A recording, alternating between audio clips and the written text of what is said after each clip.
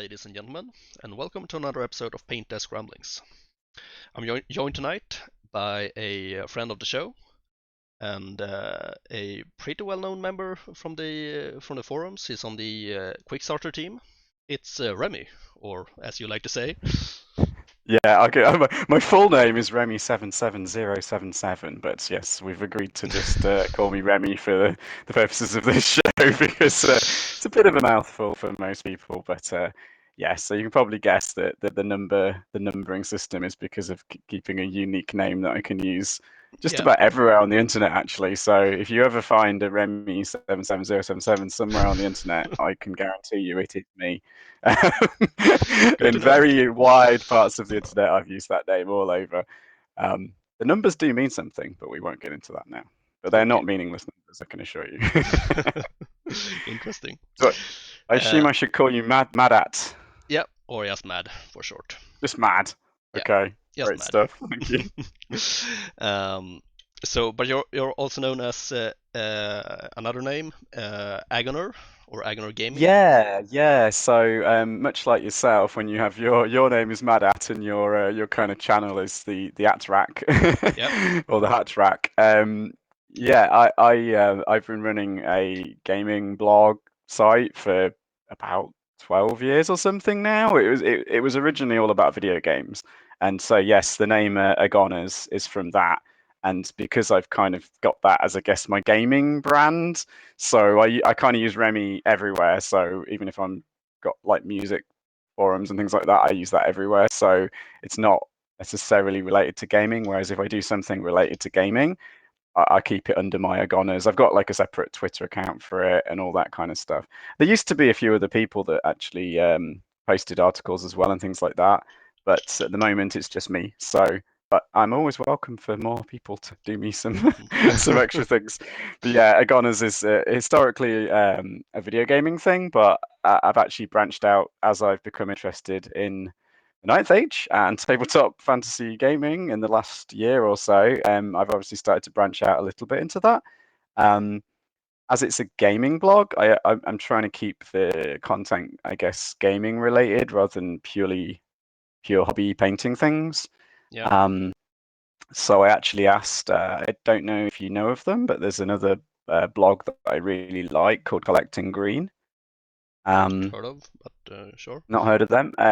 So he's called Collecting Green on the Ninth Age forums as well, but he's only recently joined them actually. Okay. Um, yes, he writes a really good blog, and it's exactly what you might guess it was about from the name. It's all about collecting greenskin models, so Yeah. every single thing about goblins and orcs. And yeah, anyway, so basically, but because I'd become familiar with his blog and I'd like commented a lot and we talked a little bit, and so when I had some hobby content, if I want to do pure hobby content, I'm basically giving it to him now. Okay. So yeah, and you.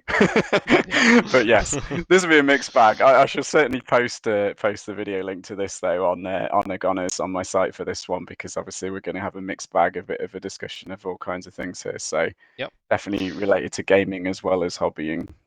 Yep. For sure. So I guess that will segue into talking about what we'll be talking about because I haven't gotten there yet.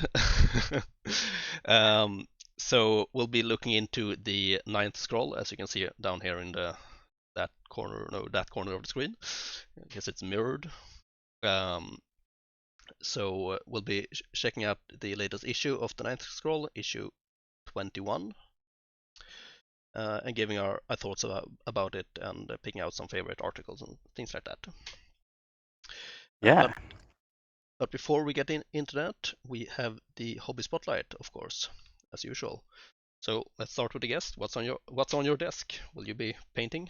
What is on my desk? Well, it's going to be a bit of a complicated one, this. So we'll talk about this maybe. I don't know how well you can see that. Something with Not wings, like great. a Something with construct wings. sort of thing. So this is actually a model from Mantic. Um, it's called a Goblin Wing It, which is a Okay. great name, Yeah. or Wing Git. I don't know if you need to pronounce the hard G on that one or not, but either way, it sounds fantastic. It's actually a really beautiful model. I've only opened this up a couple of days ago and sort of trimmed it and glued it and all that good stuff and sprayed it. And it's a resin kit. I got the box here as well to show you what it's. Unfortunately, the light on this camera is not going to be great. So if as I get close to the camera, it's going to get darker, Uh, unfortunately. But yes, it's actually from Kings of War Vanguard originally.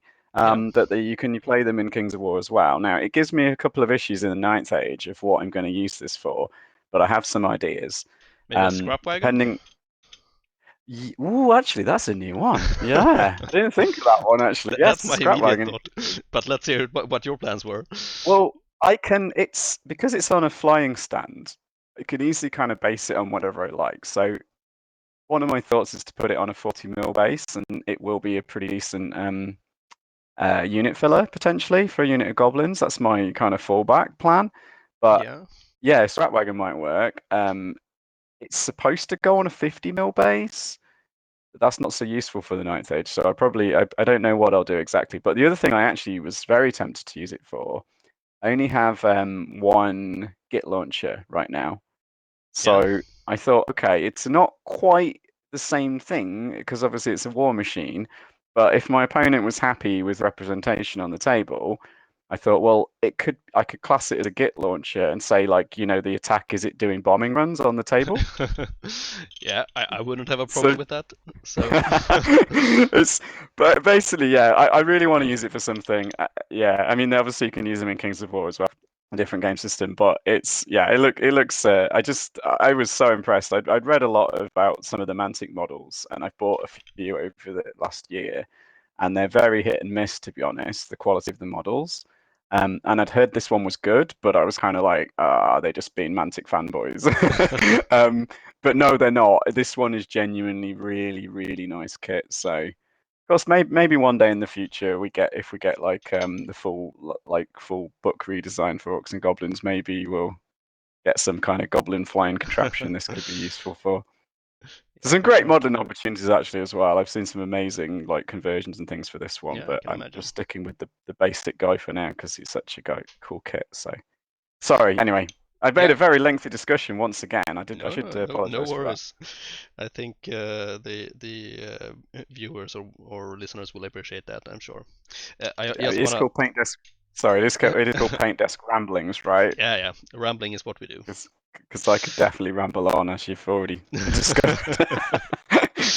No worries. So I also thought that maybe it could be used as a cave nasher, a hero or a character mounted on Ooh, a cave nasher, because those actually fly. they do fly, actually. Yeah, good point. Well, I've got an abundance of Cave Nasher options right now because I've already got I'm using the Wartoad Riders from Shield Wolf as Oh well. yeah, yeah, those are nice. I've been posting a couple of photos of them. They're beautiful actually as well. So yeah, they best thing they represent really is a cave nasher. So I was already looking at how many cave nashers like can you put into a list, just for a fun game one day. I've seen some pretty wacky lists, but a lot of those they are fun. So, I think you can only put 5 chieftains on cave nashers, which is oh, the most effective way to do it. But I think you can also put the goblin kings on them as well, which yeah, isn't quite as good, but I think you can do a few more of them. for sure. Um, so for myself, I'm working on the Ogre unit filler for my Heavy Infantry unit. So I like to keep an Ogre or something big in every unit of infantry, just to break it up a little Mhm. bit. So this is an old Games Workshop miniature. I don't really know where he's from. I really like this sculpt. Let's see if I can get it to focus. There we are. That looks very familiar to me. So Yeah. yeah, I'm pretty sure I was around buying models when that came out.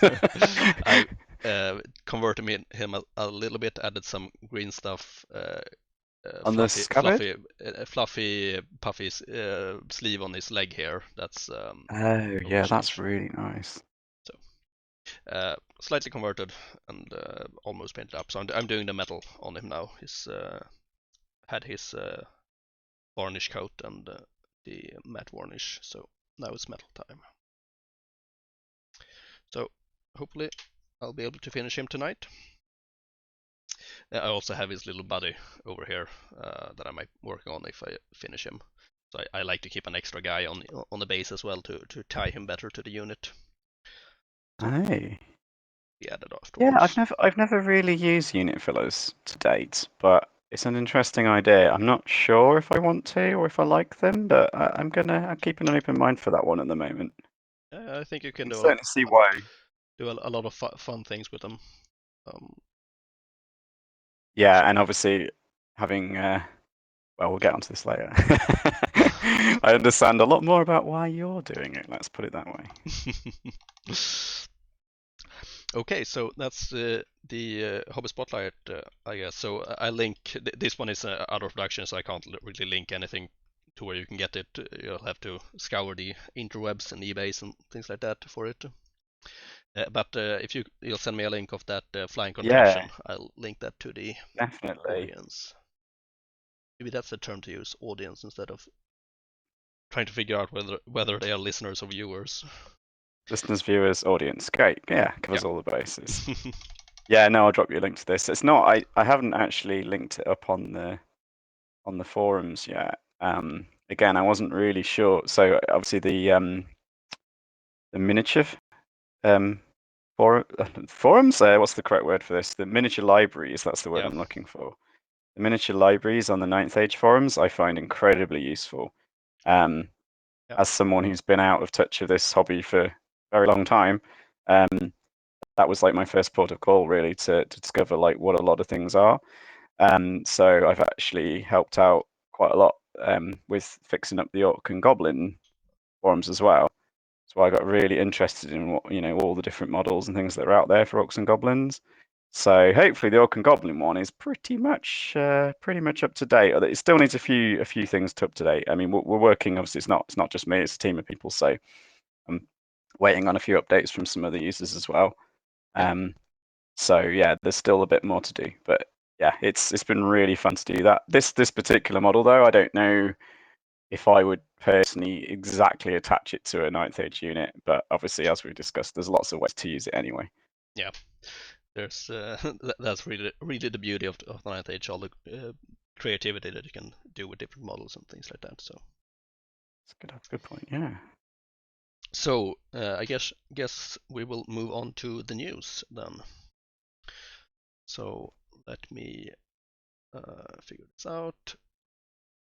Uh, there we are. So the first bit of news is from uh, Taxarli Factory. Again, I'm not sure how to pronounce that. I've mentioned them a few times before on the show. They have put out pre-orders of some new units for their Undying Dynasties models, and I must say they look pretty good. So these are Yeah, the I need to stop painting and study those for a moment. They look really good. so these are the cataphracts, um, and they look pretty intimidating. Wow, yeah, they're And beautiful they in a also did horrific way. the Sandstalkers, which they look really buff, these guys, but I quite like them. Um, I've heard good things about their miniatures. They're resin. I haven't tried any of them myself, but they seem to be high quality.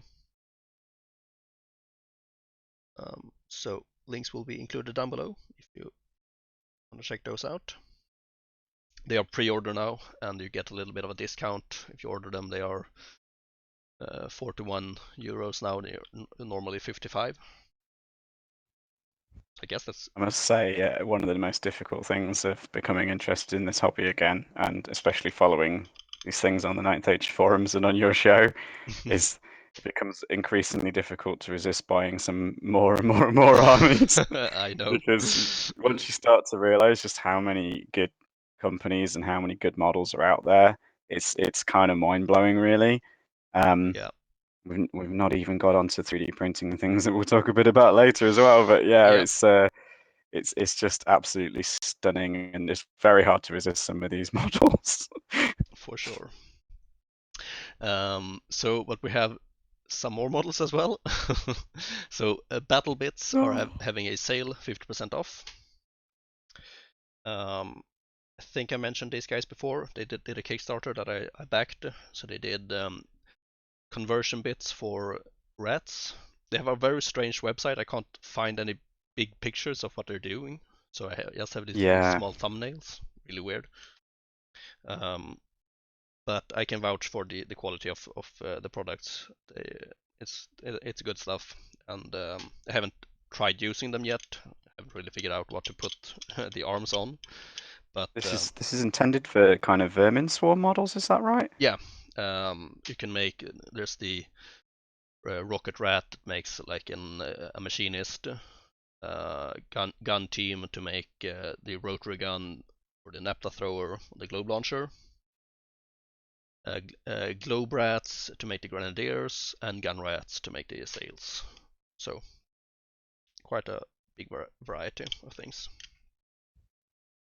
And I think they're meant to convert with the storm worming kit from Games Workshop. Hey, okay. I'm not that keen on adding those models to my army, so I had to figure out something else to add them to. Probably require some conversions, but I think I'll manage that. Yeah, Um, I have to admit, one army that I would not be interested in starting right now is Vermin Swarm, because having hordes and hordes and hordes of goblins, the last thing I want is another horde army. I have no idea what you're talking about. I'm starting horde army after horde army after horde army.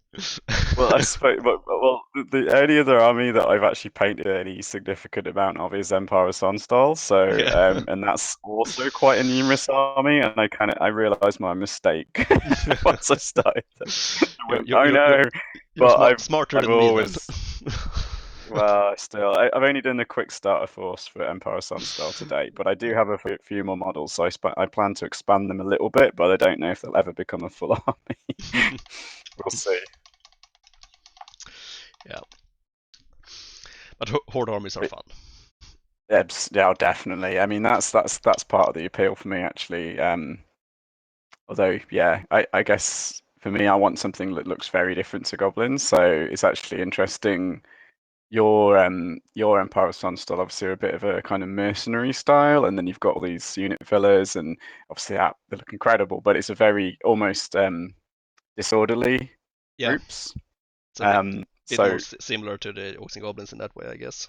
yeah, so I mean I love that look obviously, but for me, if I'm doing Empire style models, I want to make them look more distinctly different, I guess, in the even the way they rank up and things like that. So I'm really keen on making them look quite orderly, if you get me. Yeah, yeah, I I can see totally. ranks of pikemen is really what I love the look of. I've always enjoyed that look, and I've never had any reason to do it with orcs and goblins. So it's maybe my long-term thing that I might end up doing. We'll see.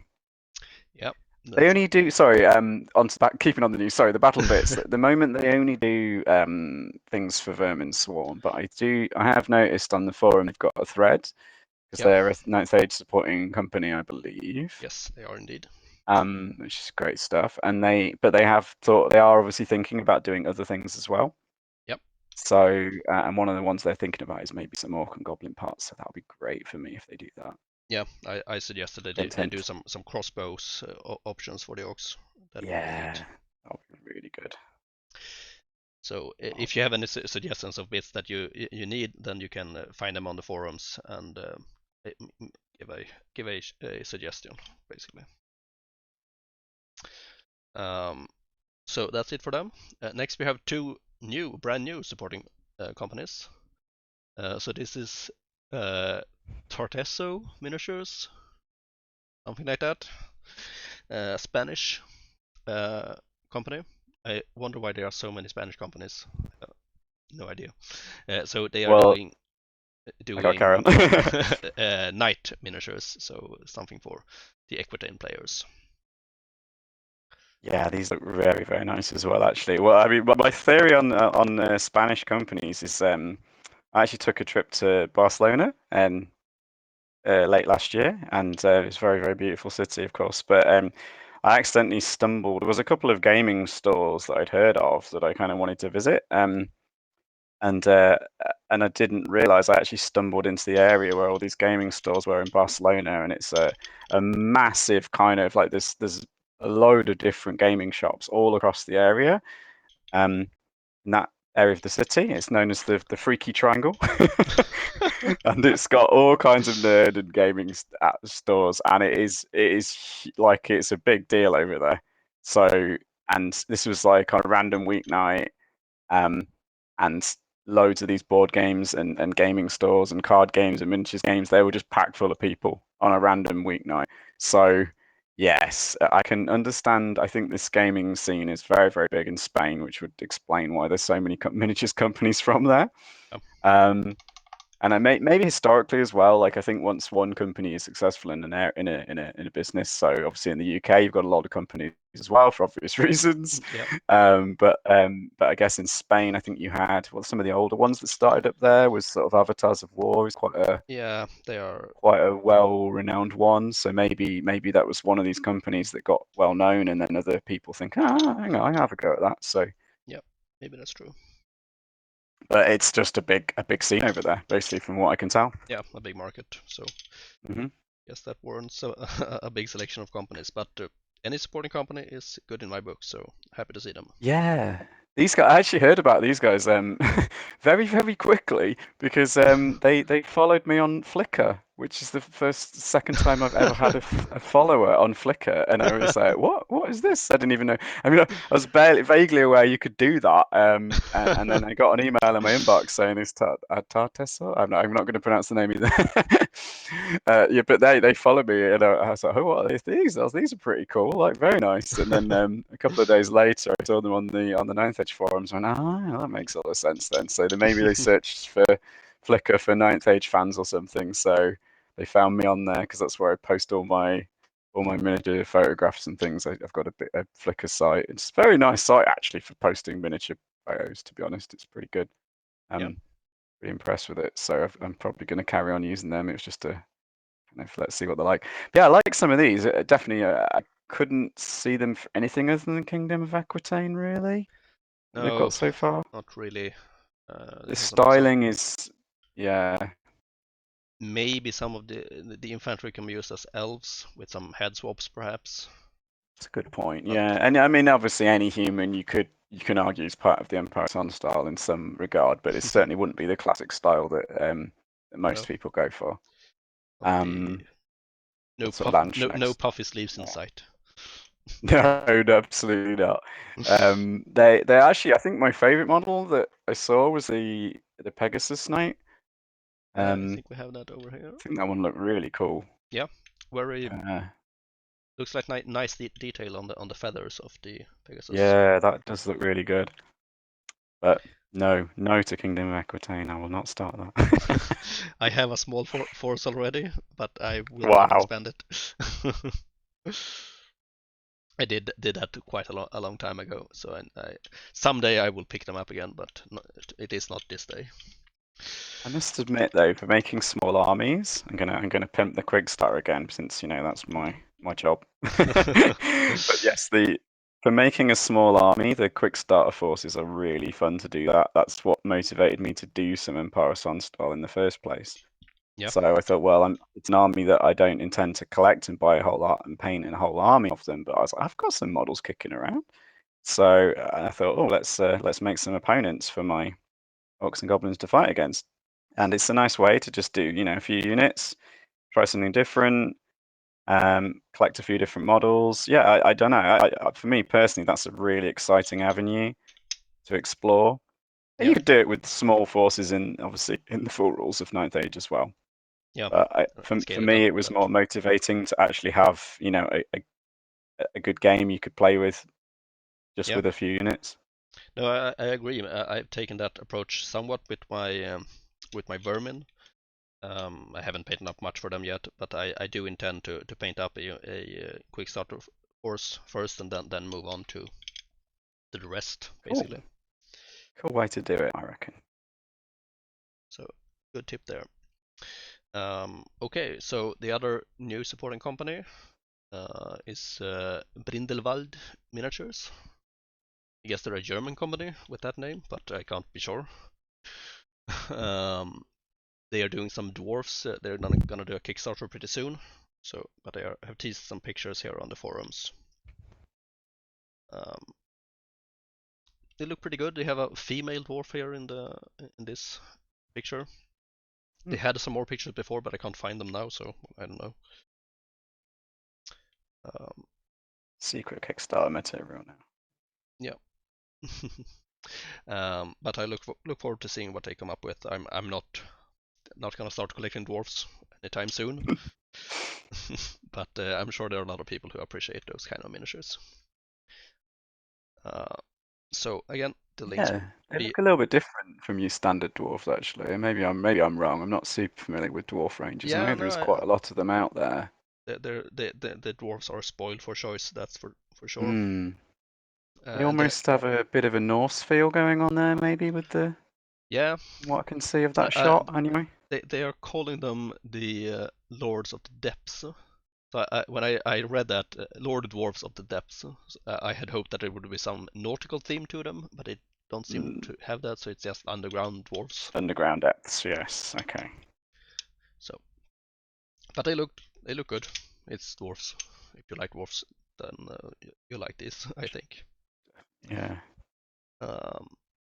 So that's it for miniature news for me. Do you have anything you want to bring up? No, nothing else that I've noticed. No. I'm sure there is other stuff out there, but it really is too much to keep track of. So I just pick a few things each time and present them to the audience. Yeah, I honestly end up doing a small update for Orcs and Goblins. Whenever I see something new, I'm like, I want to get it on there. If it's at all suitable for 9th Age, I like to try and get it on there because I just it's such a valuable resource for someone who's maybe a bit of a newcomer like me. Yep. Obviously, if you've been in this hobby for decades, and I mean, I technically have, I just haven't been active, So it's but yeah, if you've been in this hobby for a really long time and you're very familiar with everything, you might go, what's the point in that? I know what all the models are. But honestly, like, if you know a lot about these models and you can contribute to that miniature library, I would definitely encourage you to try and help out. Get in touch with Little Joe on the forums. He's the meister of all of that. So we discuss things on what's suitable for the miniature forum and things like that. So yeah, I'd encourage people to assist with that if they can. Yeah, for sure. Or just post it in the threads actually as well. Yeah, and then they can. There's model threads for each race. Each faction has its own thread for like suggestions for models. Yeah. So even if you don't have the time to, update the actual miniature library itself for the 9th Age, just drop a link in there and hopefully someone will see it and get around to updating it later. Yep. I think I had some other news. Let's see here. There was an update to the map pack, 9th Age. Yeah, I just saw that this morning. Have you looked at it yourself yet? I don't use the map pack at all, so I haven't read it. I know some tournaments do, and yeah, some parts of the world it's really appreciated. So it's good that they're keeping it updated. I read this summary, what they did this time. So it's they made the train distribution in the pack match what you get in the terrain pack, so the 2D printable terrain. So it's easier to set up the. You have to just have to print that pack once, and then you can set up any of the tables. Right, I see what you mean. Yeah. In the map pack, okay. I think is the idea. Obviously I've not. Well, I say obviously, not obvious perhaps to the audience of your show, but I know you know this. Because I've not actually I've only recently got back into this hobby, and my focus really was on hobby and painting for now. So I've only played games of the Quickstarter to date. Of the 9th Age, only a handful of games of that, and I'm really, really, really wanting to play more of the more 9th Age right now. But due to the current lockdown situation, I'm unable to do so. So that's something I'm pondering about. And obviously the Mac packs, although I've got my own terrain and I can easily set that up, I'm very interested in trying them out actually and seeing how it works. And it's an interesting concept in terms of balancing a game as well, because terrain is such a sort of extra factor to try and balance around when it comes to miniature tabletop war games. something very, very complicated and hard to predict. So if you do have something like a map pack, not that that has to be how people play, of course. There's not. I know that's not the intention, but it does give you a kind of balanced goal. I Yeah, guess if you're a designer, that's something I would personally really appreciate from a design perspective. Of kind of like the way the Ninth Age, always tries to be balanced, the most balanced it can be around the standard army size as well, 4,500 points. But you can easily play bigger or smaller games. Same thing with map pack, basically. If you can say, well, we balance around this map pack, but then of course it'll still be pretty good even if you play completely different maps. But it gives you something to aim for as a designer and a yeah, balancer. yeah. And as a player, you get an understanding. Even if you don't use the map packs, you can take inspiration from them and see like the Yeah, amount of terrain ish that you should use to help yeah, I to get a definitely. balanced game. Hopefully, eventually we'll be able to get a map pack together for the quick starter as well, actually, because I know Pitayil's got something along those lines that he uses on UB. Yeah, But it'd be nice to get it out of that. I definitely found that was a question I found myself asking when I first played Ninth Age Quick Starter. I was like, well, how much terrain should I put down, especially as yeah, it's a smaller board type and things like that. I think I probably played with a little bit too much, to be honest, in all of my games, which probably affected my view of them slightly. But yeah, yes, it's anyway. Yeah, I think it's important that people don't sort of go, "Oh, this is the only way I should play" and things like that. But it's also really useful as a resource to yeah, have for loads of reasons. So I think it's fantastic, and it's really cool to see that that's still being worked on. It's updated and current, basically. yeah, for sure. Um, they had some other updates in the summary, but I won't read through them all. They did specify the sizes of the terrain, which is also very important for beginners to sort of grow out.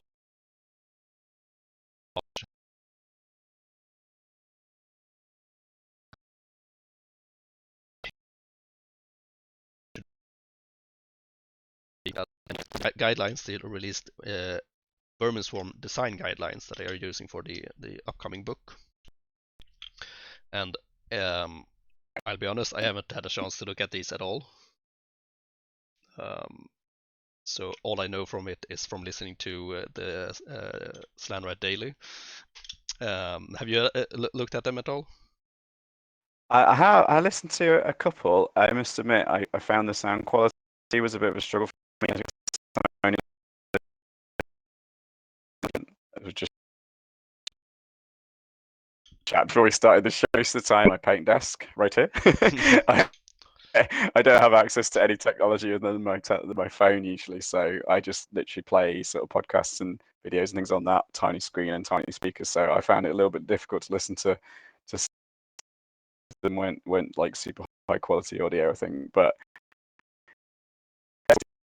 like always cool to have more of that thing. So, but what tell me what they were doing. No, they talked a little bit about the guidelines. I know Craig on the show was very critical about the Roman aspect of the rats, which is what I love the most about them. So I guess opinions differ, but they're going down that path pretty hard, it seems, with the Roman aspect. And they talked Right. on the show a lot about how they're gonna approach the how to make a horde army viable and not unstoppable. That sounds So interesting. I definitely have to check that out. yeah, it's a difficult thing to balance really, um, to make it good but not overpowered. So it will be interesting to see how they tackle that.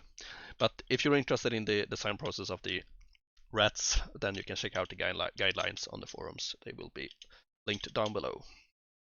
Yeah, I did have a quick skim of that. It was a lot of detail for someone who's completely unfamiliar with Vermin Swarm currently in Ninth Age. It was a big struggle for me to like follow, to be honest. I was like, I don't really know what you're talking about for this stuff. But maybe in a podcast more discussion format, I might find that easier to understand. Yeah. But I think we'll leave it at that. That will bring us out of the news. There's one more important piece of news though. Okay, what's that? The ninth age. The biggest news for me this week is the new forum colors. Oh yeah, that's true. Yeah, that dropped just yesterday, didn't it? It did. Yeah, no, I really like them. Actually, it sounds like such a minor thing, but that old forum style was fine. Like there's nothing wrong with it at all. But I really love the look of it now. It just seems so much more pleasant, and it actually makes certain things more distinctive, like the links and things like that. Really jump out to you now. So Yeah. yeah, I really appreciate that. Yeah. Great work by Casp. Actually, he's doing a load of fantastic work on the website as well. Yeah, that's true. Very much appreciated. So I agree. Nice to see an update. It's good to get some variety. I know that you can change the look of your the style of the forum, personalize Yeah, it. if you don't like it, you can change it anyway. But Yeah, I was like, oh, this is such a really nice default style, and it yeah, matches the sort of the ninth age color scheme things on the website, which is really nice as well. So yeah. It's good to have that connection. this man Caspi knows what he's doing. I can tell you that. Yeah, very true. Um, okay, so that was the last bit of news, and I agree, it's an important one. But I doubt people will have missed it. No, um, immediately change the colors. I can't stand them. yeah, I'm sure there will be people who are upset as well. Haven't seen it yet, but I'll go and have a look later and scour the forums to find I find saw the irate person. someone being upset because he thought saw the change in color and thought it was to herald the release of the Inferno Dwarf book, but then he just realized Oh, it's just a redone skin, and then he was disappointed. oh, well, So he got I his feel for hopes that up. person, but Yeah, yes, just some colours, guys, but very pretty colours. Enhance your indeed. forum life. It looks even less like Facebook now, so that's always a good thing. Sure, I don't use Facebook, so I don't know what you're talking about. uh, I'm not a fan of it for some things, particularly the kind of the kind of discussions that I appreciate on a gaming system or whatever. I really don't like Facebook for that. It's great for little quick posts for news and maybe a photograph, and there is a good ninth age group on Facebook actually that's pretty good actually. But yeah, it's some things are suitable for that yeah, and some things aren't. I think the ninth age needs to do more work to reach out on social media, but I'm not the guy to do it because I don't use social media at all, I, except I YouTube, would of course, here. So Yeah, no, similar thing to you. I'm actually kind of generally sick of Facebook for a lot of reasons. I already run a couple of pages on there, and it's very frustrating. So I do like Twitter actually. I do use that quite a lot more these days, yeah, especially again because I can have my own. I've got Agoner's gaming Twitter, and I've got my own separate feeds. So when I want to read gaming news, I go on that Twitter, and if I just want to read general stuff for my friends or music or whatever, I've got a separate account for that, which is my Remy oh, account. So having that separation of things, I find really useful actually. yeah, And obviously, Facebook's a bit like, no, you're going to get everything, and it's generally kind of annoying. But yeah, it's still I agree with you though. It would be good if there is someone out there who really loves the Facebook and social medias and things. I know this. They've been asking if people want to volunteer for that kind of job. yeah, Um, Go for it. Basically, I'm sure you can get a lot out of it. Actually, it can be really fun to do that as well. You know, yeah. I mean, you get to actually, engage with a lot of people and things like that. So do and you can get some really nice positive feedback. I'm not going to totally knock Facebook for things like that. Like Shield Wolf Miniatures, they actually reposted some of my photographs of their painted models, and I'm not gonna lie. It was like, oh, that was quite an ego boost to see like lots of people giving nice comments, and obviously Shield Wolf themselves actually using it. It was like, wow, thanks guys, it's just really nice of you. And I mean, it promotes their company, so they're happy to do yeah, it. But of course. it was really cool. And yeah, so I guess if you get involved in something like that, you can get a bit of that nice feedback at times. But I mean, it can go the other way, of course, but thankfully not for me so far. Yep. All right, about time we move on to the main topic, I think. Well, we've been going on for 40 minutes, something like that. Rambling. So, yeah. But the main topic is, of course, the scroll that we see down in the corner here. So, yeah, I guess I just ask you to pick an article and we'll chat about it. So there's a lot of stuff in it. Okay. Do you want me to get started then, or do you want to start? No, the guests go first. Let's go first. Okay. Let me see what I was going to talk about. There's a I mean, couple that I we picked can out. start by just saying that it's a really large issue. It's 103 pages, I think. So Yeah. I think it's the biggest one yet, and quite amazing how much work that's put into it. And we, yeah, at least I'm pretty sure you agree. We really appreciate the work that's put in. Oh yeah, yeah. No, absolutely. It's quite incredible. I mean, a few questions about that actually, but we'll leave that till later, to be honest. But no, the staggering amount of content in this, I have to admit, I've not managed to read every single word of it by any means. I kind Yeah, of like skimmed through and picked out bits and then read bits and then went, oh right, okay, so maybe you'll pique some interest in more of it for me. Yeah, the first one actually. It's quite a long way into it, actually. It's I should say it's a huge one, and it's page 86 was when I was like, wow, okay, this is weird. It was an article by Henry P. Miller on it's a company showcase about a company called Minis and Printers. It's brought up a load of questions for me, actually. It was very interesting because they, again, another Spanish company, as we mentioned before, but they're actually, I mean, as they're called, Minis and Printers, they're a print shop essentially on Etsy, for printing, legally printing, other 3D designed miniatures, um, for sort of resin print. I think they do resin prints. Yeah, resin yeah, printers.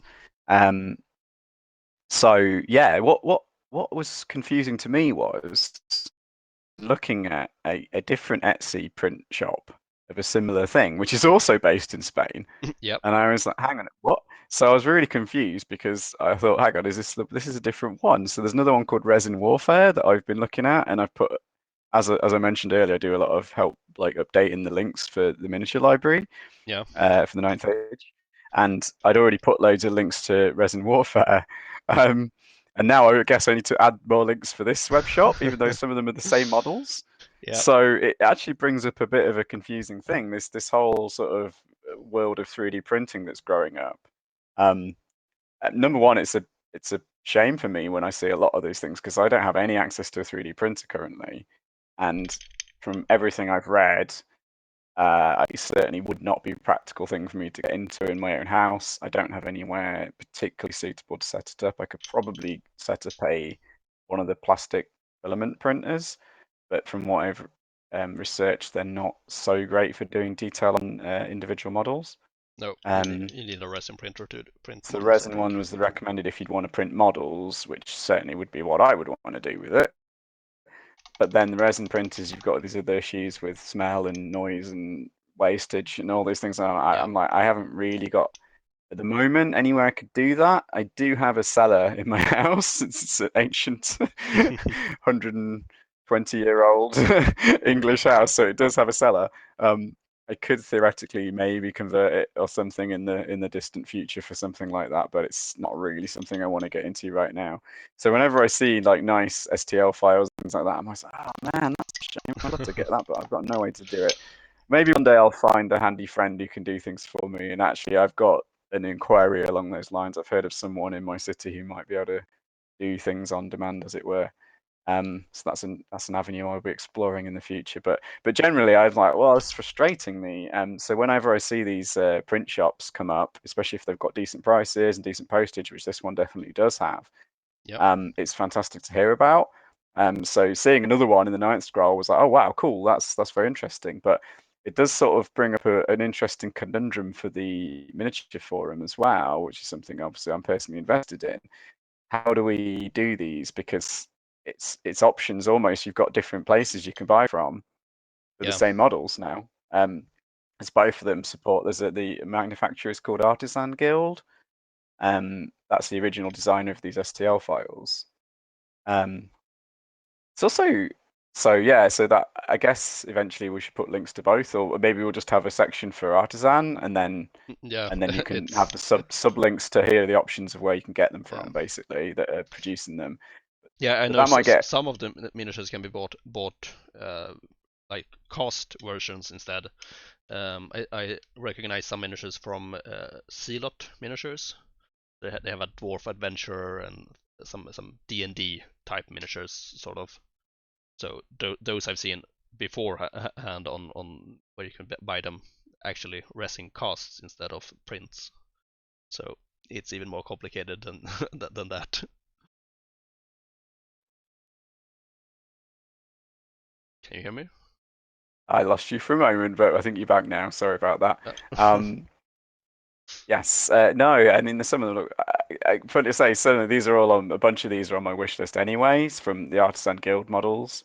So I'll probably just compare prices and things like that. Although there is a discount code, I believe, on this one. So um, yeah, I almost wondered if they're the same company, to be honest, because I was like, have they got two different web shops just for marketing reasons or something? I was like, because the range is quite similar, because yeah, obviously Artisan Guild makes up a large portion of it. But when I looked at the two shops, they are a bit different. They do have there is a lot of crossover. So yeah, I'm not sure what we'll do for the miniature library. Certainly something I'll discuss with Little Joe as to what approach they think is the best to take, especially if more and more of these web shops spring up. Um, it could get a bit unmanageable to kind of give 20 different links of where you could get them yeah, from. But it's a good problem to have, really, because as I say, if you don't have access to a 3D printer like me, it's a real shame when you see these beautiful model lines and no way to get them. Um, yeah, it brings up an interesting discussion, really, about how that whole 3D printing market's going to go, because you see a lot of things now where they're not, let's say, they don't offer any casting option. Some do, as you say. Some don't have any intrinsic way to get the casts unless you. Um, and also a lot of them I notice are going to Patreon as a yeah. way of paying for it, which is really That's interesting. So I was like, actually because the my so first pick. Um, is another article in the scroll about 3D printing. So an interview with well, this is Titan Forge, um, who they are a big company who produce miniatures the conventional way, but they moved on to creating a Patreon where you can get the STL files. So So I don't know. I haven't read all of that article. It's skimmed it, but do they mention any reason why they've gone to Patreon as an option? they mention it. It's an interview format made by Mhm. let's see here, Homebrew de Mundo. So a guy I know personally. Yeah. Um, so they don't see any like it's probably a bad idea to spread their STL files out like this. It will reduce the value of their costs, but they do think Yes. Oh, sorry. Yeah. that is the future basically. So unless they go down this road someday, they are gonna be left in the dust. They feel so. That's the that's that's interesting to this market, because as soon as you offer the actual files, not the casts, that does lead to obviously the options of piracy and copying them and things like that. Yeah, So it almost becomes this. I mean, it's got a danger of becoming almost a race to the bottom in some ways, in terms of miniature manufacturing costs and things like that, um, and miniature designing. So hopefully that we don't have any problems with that in the future, but it's certainly something to be aware of if you're in this industry, or certainly even for us fans. It's like, well, I wonder what's going to happen here, because the Patreon model, of course, I do support a couple of people on Patreon, not miniature related, but I'm quite familiar with the way Patreon works. One of my friends essentially runs his business like that, as well. So it's a monthly subscription thing. Yeah. But normally, even if you just pay for 1 month of that subscription, unless they've done a bit of work to lock down historical posts, you won't just get what's in that month. You'll get everything previously. So I don't know how they do that on the STL file ones. They may lock down the Uh, whole uh, historical ones. I know that last, I think it was last episode I mentioned another company that did um, Patreon STL files, and they opened up like 1 month from when you joined. So if you join in May, you get everything that was released in May and maybe Right. even the month before. Um, but not the whole Okay. archive. That makes a bit more sense for this kind of market. Yeah. Yeah, though It's I mean, if you want those older files, I hope there's a way to get them at least. Maybe you have to pay Yeah, some. that's exactly what I was thinking. There's a problem though. It just Patreon's a weird way to do it. Yeah, But what I'm guessing it's because of these issues with the STL market that the idea is to get monthly subscribers who are a fan of your work. Patreon tends to be quite relatively not always, but tends to be relatively small amount. The idea is that you get a large amount of people willing to spend a little bit of money every month to keep you going because yeah, they appreciate your output. It's not so much of a transaction of like I spend $10 and get this one thing. Yeah, yeah, that's not the intended model of Patreon. Whereas I kind of see that some of these ones are sort of doing a hybrid thing where they're sort of doing a bit of both. yeah, So, I mean, I actually hope that there'll be something that's perhaps more suitable that comes along for companies like this for their industry, because I mean, we all appreciate having great new sculpts and things like that, and there's some really talented, amazing work out there. So I'd hate to see it get crushed by financial problems. If you see. Mm. I seem to be having some connectivity issues here. Oh, you're having trouble hearing me Yeah, as that well. hmm. Will power on, I guess. Uh, but yeah, I agree. The this industry is really in for a some big changes. It seems so. But Could go anywhere, but still, really interesting article in the Ninth Scroll. It's yeah, definitely worth checking out and um, for using the sure. discount code possibly as well. um, yeah, so that's those are two very interesting articles, I think. Um, so moving on, um, I guess it's your turn again since we kind of segued into mine. Is there anything else you want to say about that, though? No, I think I'm good.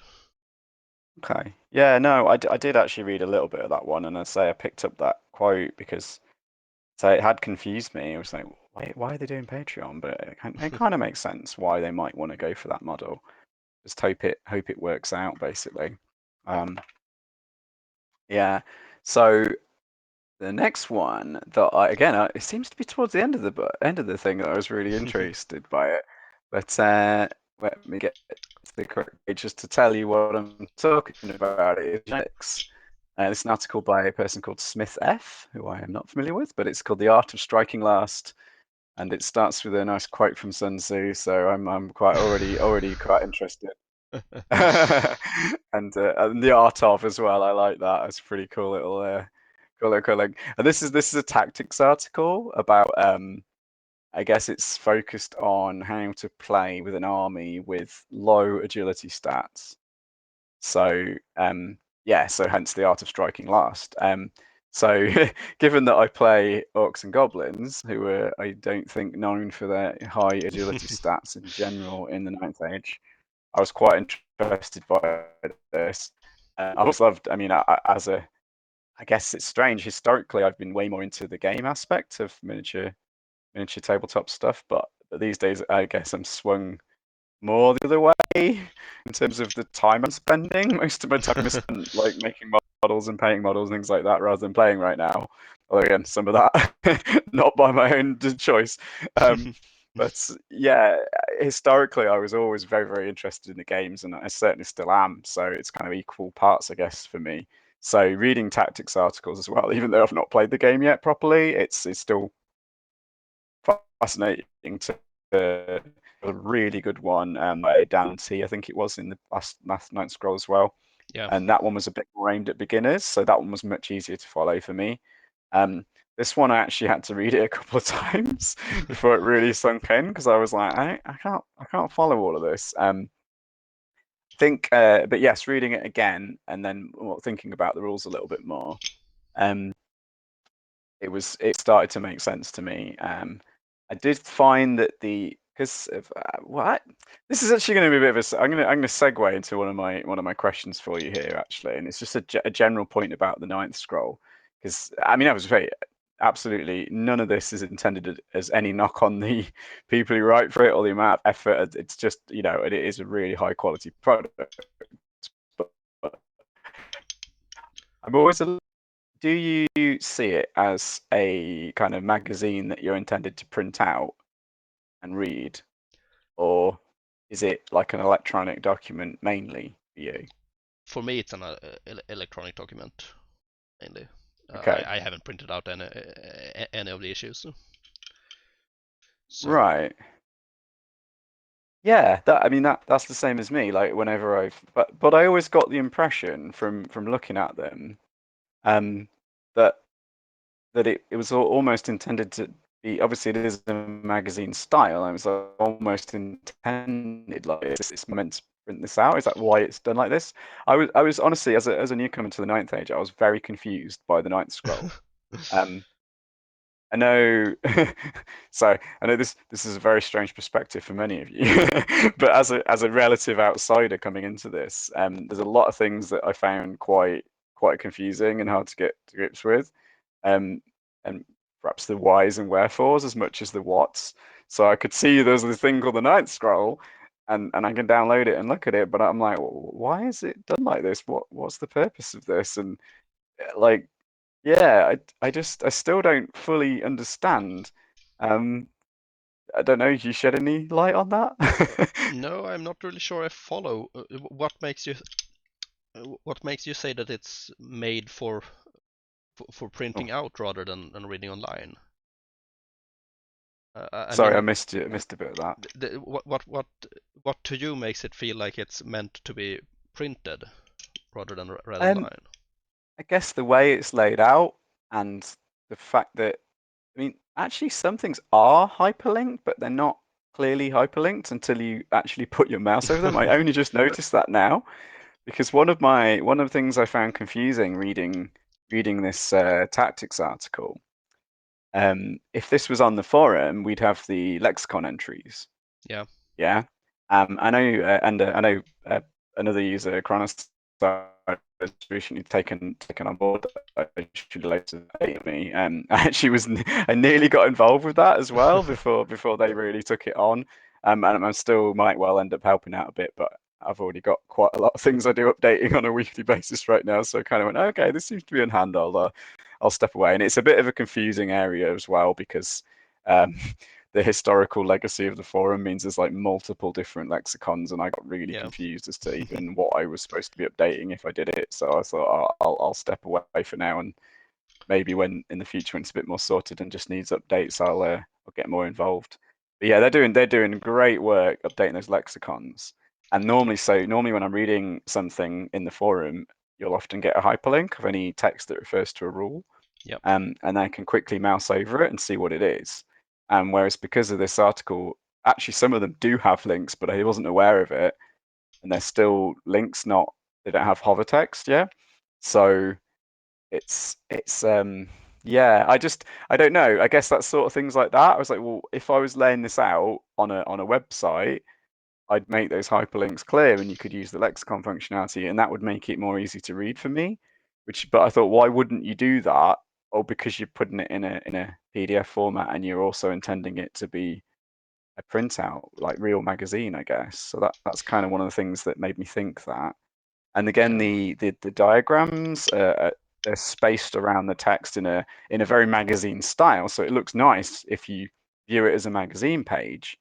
But when you're viewing it on a probably widescreen or 4:3 screen, not a I don't have any any screens that are long format. I guess if you have a proper nice tablet that you can flick round and read it in a Yeah. what's the correct word for that? My brain has stopped working. um, the lengthways, let's call it that. If you're reading it at alignment, it would look great, but and obviously page to page, some of the ways it's laid out is that sort of intention. Yeah. Whereas I was like, well, actually, if this was on a website and you just said, you'd have the diagram and then the text, diagram, text, like it'd be very clear what diagram is referring to which text, which again, I kind of lost the track of it a little bit until I had to read it a couple of times to fully fathom out all the points it was making. Yeah. So yeah, it just made me wonder. I mean, I think it's do you want me mostly to? I could. uh, a legacy thing that they want to, to want to try and capture that feel of a magazine. Right. Maybe Yeah. it's intended to be printed, but I don't really. This is the only e-magazine that I read, so I have no idea what's the standard on the market. But Yeah, it's something. Well, I say, coming from as an outsider, it was something really different to me. Um, I'd not seen anything done like this. And again, this is why my thought was like, oh, I bet like the intention is people print this out, like, but I don't. Again, I don't even have a normal proper. Well, I have a printer, but it's not working very well. So theoretically, I could print it out if I was back in the office, I could do that. But whilst I'm working from home, I'd have access to a printer. Um, but yeah, that was good. So I was like, well, I mean, again, and it wouldn't necessarily be practical to print these out, especially one that's massive like this one. yeah, So it just starts to become like, not expensive, but not zero cost to print out something like this. Um, yeah, I almost feel like it would actually be nice if certainly for me. I'm not obviously I can totally get like I'm certainly of the magazine era, if you like, where I used to get all my, this kind of information from magazines, certainly like gaming magazines for miniature stuff and video games things. It was a huge part of my life growing up. I used to love collecting them, but I guess these days it's not something I'm familiar with. And I almost would prefer it if some content was like transmitted fantastic. But in some of these things, I was like, well, if that article had been, and maybe it might be easier for promotion as well for the ninth age. I don't know. Like if you had like a blog site that I know there is a kind of front page blog, but it's not this kind of it's not this kind of presentation. It's no, more kind of like here's links to what's going on. This would be like a very slick presentation blog on the main website of this kind of content, like chopped up. Essentially, you wouldn't get one huge magazine in this yeah, case, but you would get constant articles because there's enough stuff like here for like a post every few days at minimum, like probably even more than that. And whenever I go on, so another type of thing well, not particularly into the moment, like say I'm into video games, and I'm into fighting games. And there's like a blog site called Event Hubs for that. And if I want to read the news of what's happening in fighting video games, that's a blog site I go to, and they update actually a few times every day because they've got a team of people working on it. And that's quite a nice way to engage with it. And then obviously you've got links you could make easily, social media, like we were talking about, if you wanted to enhance that. Like every single article here could be a post on social media as well, with yeah, some nice graphics and things like that. I just feel like I don't know. And again, the thing, obviously, Ninth Age is a volunteer project, so there's no way I ever would like to be interpreted as criticizing anyone's work on this because it is great work. It just feels like could it be, used more widely? Maybe I guess would be the way to put it. yeah. It might be easier to disseminate it. I can see your point. I think it would be easier for some people at least to digest in a blog format more. Yeah. Um, but a high quality one as well. Like the layout and the images and stuff are fantastic. And it wouldn't be. I mean, I run my own blog site, as I say. Like it's maybe you couldn't get it looking quite as slick as this with like text around graphics and things like this. But I don't know. It wouldn't take that much work to get it on a site these days. I don't think. Um, and I just, and you'd have like a more constant drip feed. I know, I actually listened to, I know Henry P. Miller seems to do loads of stuff for the Ninth Age show. He's Yep, a he does. very enthusiastic and hardworking chap, so very impressed with him. But it was, I know he was talking about the download numbers for the Ninth Scroll, and they are really good. So I don't know if maybe they've just found it's a successful model because it's different. So I might be talking complete rubbish, but as I say, from an outsider's perspective, or if like another thing that I'm trying to involve some new friends and get new people interested in the Ninth Age as well, and it becomes a little bit tricky to kind of go, well, there's this Ninth Scroll thing, and you've got to like download it, and they're kind of like, what? Like, they're a bit confused. Whereas like if I could just go, oh, I'll read this article, like here's this little link, and I don't know, it just seems more appropriate, I guess, for this modern era that we're in, and maybe we don't want to be, Yep. but Yeah, maybe. it's like so. Yeah. Anyway, sorry, a bit more about this article. That was a bit of an aside, really, about the Ninth Scroll itself. Just some ideas to throw out there, and people can chuck those in the bin, do whatever they want with them. Yeah, I But think the ideas about making a blog about it, sort of, or posting on social media, has been floated, but no one has right, been wanting to take it up. But not in a way to replace the scroll, but as a complement, taking the you could, content of the scroll and spread it out. yeah, you could do both. But of course, I mean, that's a there's lot of work. certainly. I guess, but I don't think it would be that big. I mean, it would be hard to do it if you only had access to the scroll itself, but if you had access to the files that made that scroll up, Yeah, I maybe. think that would be fairly easy to do. And you'd want it on the main website and nicely presented rather than the forum post. But I don't know how the lexicon functionality combines that, so that might be tricky. But especially in this article, when like the standard rules of Ninth Age, I've got in my head already. Even though I've not played a game, I've read the book a couple of times, and I skim into bits all the time, and often have to look things up when I'm being on the forums and things like that to try and follow. But like when it starts talking about specific spells and things like that, that's when I get really lost. I'm like, well, okay, Yeah, I get the concept that if you're playing an army with low agility and you're going to make certain charges, then you want to know you can back them up with spells to improve your odds. But that seems to be a general thing. And then it's like, well, what about these spells that specifically makes them good? And I can't follow that very easily without doing a lot of reading on the side. Um, which is fine as well, because I mean this article isn't intended for beginners. I understand this is intended for experienced players as well, just from my perspective, or like army specific rules. I don't know what pack tactics is. But I got the guessed of what it might mean from just reading this. But yeah, I got it. I got the idea of it later on. It brings it was very interesting actually with it talks about some, let's say, less some very gamey maneuvers. I yeah. don't know, have you read all this article yourself? I have not. No So worries, no worries. please elaborate the gaming maneuvers.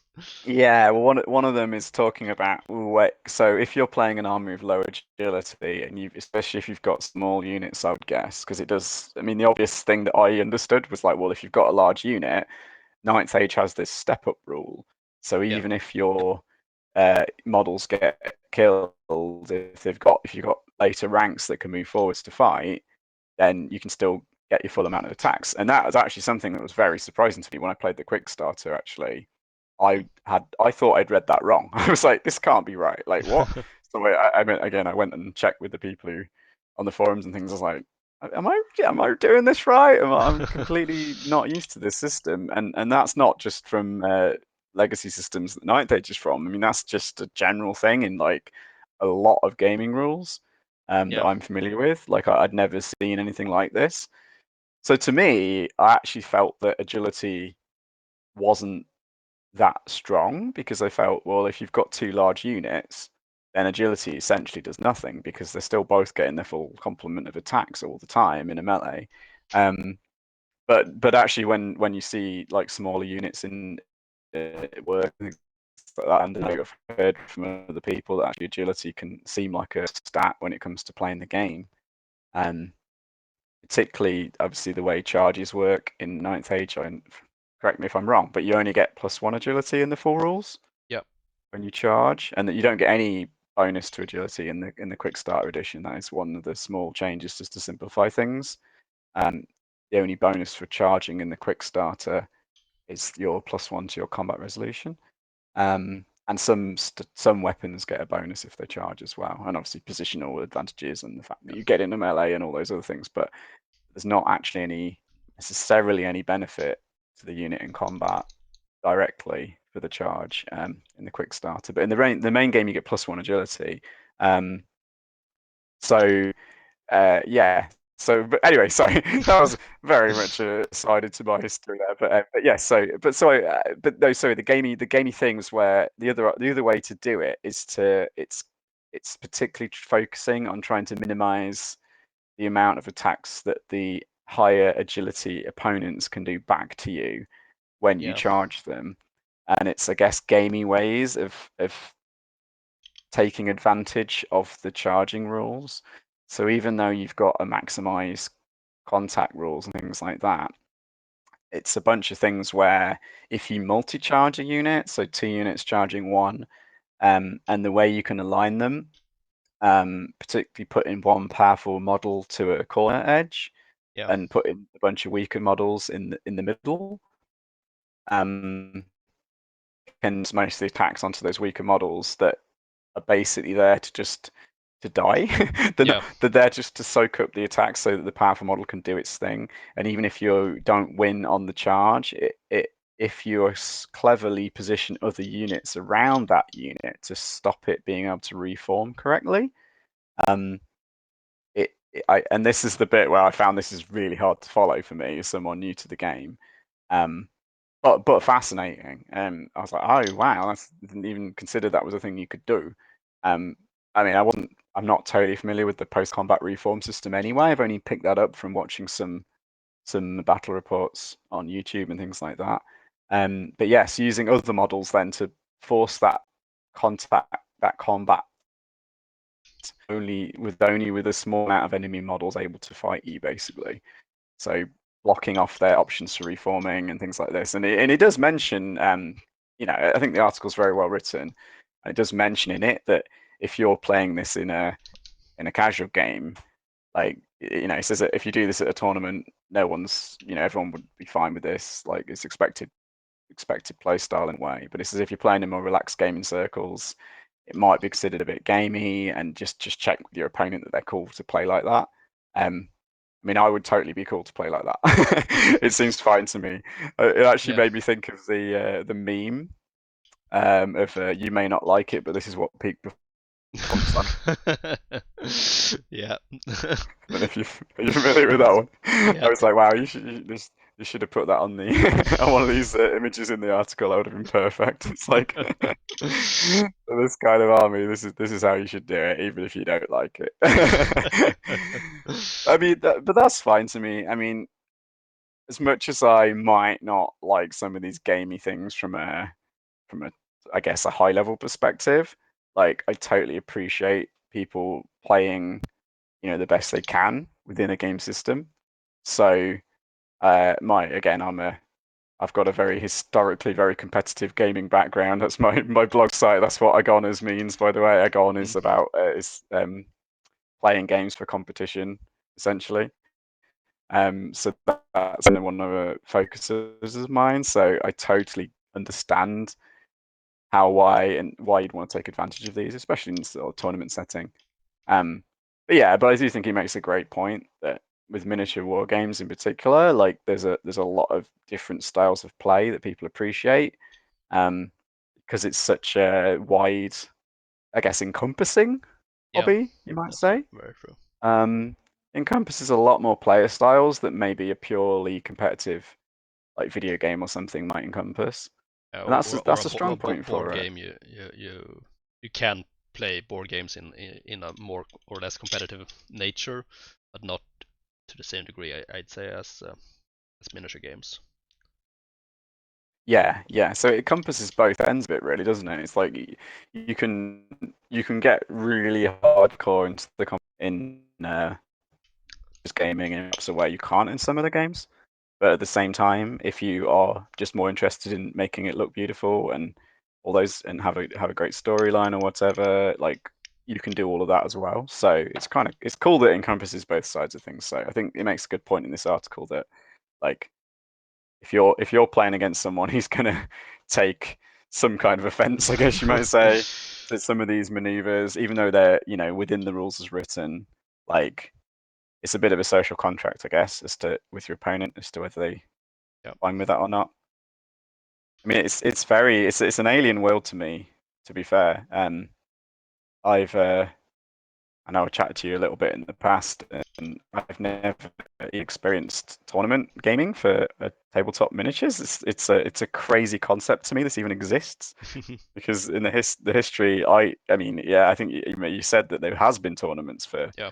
decades for these things, but they were not well known about. I guess in the pre-internet era, I just never came across it, and even a decade ago, I only heard of like some really small scale kind of things. Whereas now it's like, wow, there's massive events, and it sounds pretty intriguing to me. Like one day maybe I'd like to get involved in that side of things. So I definitely appreciate again these tactics articles in the Ninth Scroll. Fantastic to read that. Yeah. No, I agree. I agree. I haven't read this one, but they've had some really good ones in the past. That's very true. Okay, so I'm gonna mention the background article with the interview with Sigmund Selig. So it's a running thing in the scroll, several sessions with him. So he answers a few questions this time. I very much liked the question about the giants, the answer. Um, so basically, we from the giant supplement we know a lot about the giants in the world that engage with people and ally up with different armies. But this question was about if there are like societies of giants, and it was pretty much revealed that all the giants in that fight in the armies that we field are young giants, adolescents, and then there, Right.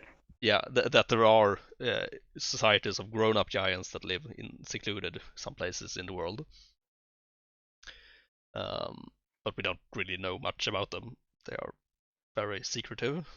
So, but Right. the young ones wander out and befriend people all around the world. um, so yeah, I like that aspect of the giants, and yeah. But he That's answers a cool. few other questions as well. Um, if you're into the Let's background, see. it's well worth a read. So I don't know. Are you familiar with the concept of the Selig Well, articles? only very, very, very recently. So again, this was one of my kind of confusions. I was like, well, so I'm a newcomer to this, and I can see all these files to download and things. Um, and then it's like, well, what, which should I read? Like, I don't know. So I've only really read like at first I only read the new ones that came out. Since I was like, oh, there's a new thing. I kind of assumed that like a lot of the old ones wouldn't be anything relevant now, necessarily. Um, and there certainly wasn't. I was very confused. I didn't know what this Ask the Sage business was. I had no idea.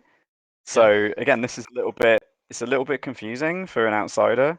I feel yeah, it's now I understand more about it, and I'm like, oh right, okay. There's some actual information here into the background and lore of the Ninth Age and things like that, and that's I don't know. I just feel like again with this that it would be nice if it was more, I guess, widely, and not so widely available is the right word, because obviously anyone can come and grab the ninth scroll, but like you won't know unless someone tells you. And this is exactly what happened to me from yourself. Yeah, I need to go like, oh, you're like, oh, well, actually, there's a load of material about the Orc and Goblins in here and things like that. And I'm like, what is there? Like, I didn't know because I just read the Orc and Goblin book, which is only a slim book, so it doesn't have any background in it. And then I read material that was on the website. And then I discovered there's a wiki and there's like all these other things, and then the ninth scroll. But I was like, again, it's I guess it's a bit of a barrier to entry if you're a yeah, new player. And I know there's hopefully it's not too much of a spoiler, but there is some initiatives underfoot to try and widen the access to some of these things. So something I got involved with a little bit actually after discovering that was the case, and kind of went, well, I mean, regardless of whether you like the background or whether you're interested in it or not, like some people might not be, some people it still would be nice to have it be more available, like easily to people. yep. That's Um, very true. so yeah, something I think it's something I'm trying to help out with a little bit if I can anyway, and I know a lot of other people are really keen on that. So hopefully the Ninth Age can get even better at that than they are already. Um, it's actually especially relevant to these Ask the Sage questions because they are so buried away. Like Yeah, you might have the to find Ninth Scroll issue 5 and halfway through, and there's a particular question that answers the thing that you're really interested in knowing, but you're not going to find yeah, that very easily. and just the format I think is not really explained in each article that it featured in because the way that the questions are collected and things like that. I don't think they explain that process in the later articles. No, I still don't understand. I mean, I know there's a thread on the forum. Yeah, I'm guessing that's where people ask them, and then they don't get answered in that thread, I would guess, and they get answered in the next scroll. Is that what happens? yeah. And Right. not all of the questions are answered. They pick and choose a little bit too Yeah. to make. Yeah. I Find them actually going think to that be they amusing. pick too little. Sometimes they answer quite silly questions. Um, and I know it's a toy soldier game, but I shouldn't get upset. But I mean, asking about how much fur a vermin has compared to a beast man, I'm not interested in that. So I suppose it's good to have a mixture. I guess you want to keep yeah, some light. fair enough. I think that's good. But yeah, like I mean, in terms of like yeah, if you're looking for more lore and things like that, that could be a bit frustrating. And I have to say, again, coming from an outsider saying, like, I've listened to lots of podcasts and things like that, and people often use this, oh, it's just toy soldiers line. I'm like, Yep. yeah, I guess that's obviously true. But I'm like, hang on, this is still a really fun, interesting thing that I've dipped in and out of through my life. I don't know. I feel like maybe at times people use that phrase as a bit of a kind of excuse or put down. And I'm like, especially when you're doing it to yourself, I'm like, no, be like, you can be proud of this thing. Like, Yeah, yeah, of it course. doesn't, you don't have to put it down. Like, I don't think it's meant as a way to put it down. It's meant as a not to take it self, too seriously, I yeah, guess. I mean, you should of yeah, course be I proud guess so. of your hobby, but it's in the end it is what it is, I Yeah, guess. it's still easy, a bit too easy to be self-deprecating. Yeah, I'm like, well, yeah, but if it was just toy soldiers, it would literally be like just for kids, and it would be plastic. Like I guess we probably all played with. Well, some people might have played with actual toys as a kid, and it's like, well, we've done a lot more than that. Like, I actually yeah. The find the that the fascinating. hobby and gaming aspect, of course. So Yeah, exactly. I'm like, well, hang on, no, this isn't like anything like what I used to do as a kid. Like, okay, I got into it as a relatively, actually, slightly before teenager. I think I was 12 years old when I first started. Um, which was fun because everything was sort of saying this is suitable for 16 and up and 18 and up and things like that. So yeah, perhaps some of the books I shouldn't have been reading, but I didn't tell anyone that. Um, so yeah, and actually, actually, well, the Ninth Age is pretty complicated as a game system, but like a lot of the game systems back then were really complicated as well. So it was it was kind of my introduction, quite simple and I guess a lot more accessible to new players. Whereas it was actually a bit of a progression for me from as a child, like playing with toys and things like that. It is definitely the way my play, if you like, in my life progressed. And again, I don't mean to put down play at all. It's like it's a really important aspect of human life. Um, and it's No, not just humans, animals and things like there's a lot of good psychology about the need for play. when Um, I started out this hobby as well, I really enjoyed the painting aspect, so I painted up my minis, but I didn't paint them up to use them in games. I painted them up to play with. That was right. what I did. But quite soon I started to get into the game as well, but not immediately. Yeah. No, I say I was certainly, funnily enough, I used to one of my so I know this is definitely rambling now, but I hope this is cool. One of my favorite toy lines growing up as a kid was Transformers, Yeah. the transforming robot guys. But actually, one of the things I really, really liked about them, I suspect as a child, okay, they were cool toys and everything, they look cool and blah blah blah. But actually, they came with a bunch of statistics. Oh yeah. Don't know if you remember this, but they I came with a bunch of stat lines of strength, speed, skill, stamina, blah blah blah blah blah. Yeah. no recollection. I wasn't into Transformers at all. All right. Oh, well, those of you around in the 80s and who you might remember this, and I actually statistics, and they all had every character had a description of like what their personality was like, how some of their weaponry worked, things like that. And I loved it for that, and that was something that like I used to actually affect the way I played with them as a kid, if that makes sense to Yeah, you. yeah. So if two of them are having a scrap and like one of them had higher strength or whatever, well, he's going to win this fight, right? So I'd actually, and so if you immediately you must see the connection there with tabletop wargaming, Yeah. right? So as soon as I saw this, I was like, oh, wow, this is like advanced level like of what I was sort of doing as a certainly as an older kid. It wasn't something I did when I was really young, but yeah, it was like a step up for me. So I'm like, again, it's like, no, this isn't just. It is just toy soldiers, but at the same time, it's a lot more than that. And yeah, it depends how it's used. I think a bit of humility and self-deprecation. There's nothing wrong with that. I mean, English right from us, but Yeah. but but still, like I think sometimes people can use it as a bit of an excuse or perhaps a put down in a way that maybe be nice if they didn't do that sometimes. Yeah. Sure. There's a lot of again, there's a lot of things I've read in the past. Another hobby I used to be into a little bit was Magic the Gathering, and Yeah. that had a real kind of like, I guess, the culture of being embarrassed about the fact you play it. Yeah. Um, And it's a shame. Like, I'd like to see these things get to broader audiences, and same with like video games I'm into as well. Like, people often perceive it as such a niche thing, and yeah, maybe it always will be, but at the same time, it could be, if more people, and it is becoming the case in the internet era, like more and more people are getting interested in what was so-called geek hobbies only or like nerds only things, yeah. and you don't want to be the person that's keeping that gatekeeping that, yeah, and like making any barriers for anyone. And sometimes the barrier can be like a social barrier, like this is just toy soldiers. Like, oh, well, that's something you should be embarrassed about and not talk about. It's like, well, actually, it'd be cool if people did talk about it.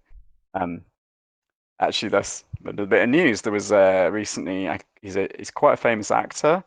Fortunately, he's a modern actor, so I don't know anything he's been in. Henry Cavill. Superman, I think. Yeah, Superman Yeah. and So again, and The he was Witcher. posting. Oh, right. Okay. See, I haven't got a clue. I haven't seen any of these new things, so I'm like, I don't know what that's about. But yeah, my friend sort of posted me that and went, "Oh, go look at this." He's like, and it's like that, but that's exactly like the opposite. That's great. Like I want to see that. Like Yeah. people being more open about the fact they enjoy whatever they enjoy. Like it's fine. Like Yeah. You shouldn't be embarrassed about it just because it's a little bit obscure, a little bit niche, a little bit geeky, whatever you want to call it. Like, so yeah, it's not just toy soldiers, chaps. It's fantasy wargaming and it's cool. Or just miniature wargaming, whatever aspect of it you're into. Like, it's still really cool, I reckon. True that, and I guess it's time to move on. So, do you want to do one more pick? Maybe keep it a little bit shorter. Yeah, well, I didn't really have another pick that really grabbed me. Although I was going to make a general point that it's worth looking at the Ninth Scroll if for no other reason than just seeing loads of beautifully painted models. Like there's some really nice photographs of some really cool models in there, including some by a certain guy called Mad At I noticed in there. Yeah, my Empire army made it into this one. Definitely be promoting that one a little bit. I mean, you notice you're very, very humble about that, but they look fantastic in there. And I'd seen your thread on the forum and things, but it was really cool, and I it even explained a made lot it more. to the cover. The giant here has been Yeah. staring at us the entire entire show. So very But happy no, about it that. was really nice to see actually, like, and it explained a lot more about what you're doing, how you're doing it and things. So that was really nice. I guess the only thing that confused me actually, in your article, you Yeah, mentioned some the artwork that you got it from, like that inspired you, yeah. and that was actually the first time I'd seen that artwork. So I was a bit Uh, confused by that. yeah, he posted one. I mentioned two pieces of artwork, I think. Yeah, Um, but it says it's from the rule book, but the rule yeah. book I've got doesn't have any artwork in, so I was really thrown by that. I was like, what? Okay. What? So there is a full rulebook. But that's Um, not out yet, right? yeah, it's out. It's the old one. They are working on the new one, but the old one is still available for download. But it is, I don't. It's a bit hidden. I don't really know why. Right, So okay. This might I've this makes me really quite upset that you haven't noticed it. I mean, I'm not blaming you in any way. This is yeah, this is bad.